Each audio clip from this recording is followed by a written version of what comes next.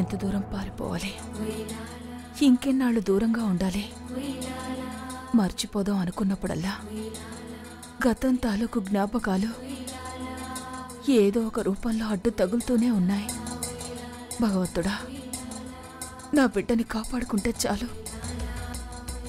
అమ్మా, నువ్వేదో నా నుంచి దాస్తున్నావు. నేనేం దాస్తున్నాను? నిజం చెప్పమ్మా. అమ్మ అబద్ధం చెప్తుందా? చెప్పదని నమ్మకం. అయితే నన్నేమీ అడక్కో. అడగొద్దంటే ఎట్టా అత్త?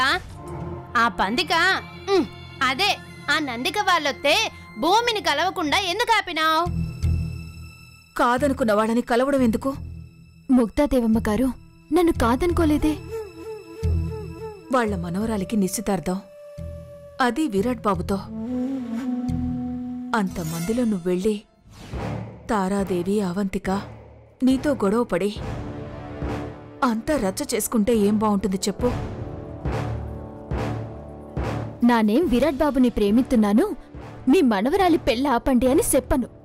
నానున్న పలంగా ఎందుకు ఊరొదిలి రావాల్సొచ్చినాదో ఆ అమ్మకి చెప్తాను.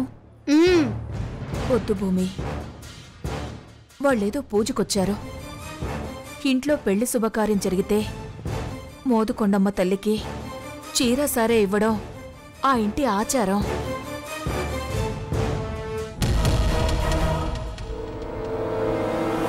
ఆ ఇంటి ఆచారం నీకెట్ట తెలుసత్తా?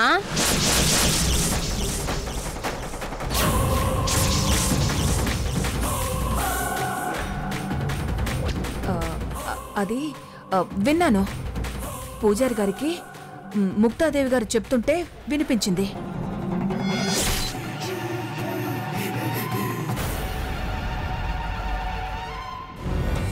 వాళ్ళు మొక్కు చెల్లించుకోవడానికి కాబోయే పెళ్లి కూతుర్ని తీసుకొనొచ్చారు. మొక్కు చెల్లించుకుని పూజ పూర్తయ్యేదాకా నువ్వేదో చెప్పి నేనేదో చెప్పి వాళ్ళ మనసులు చెడగొట్టడం ఎందుకు చెప్పు?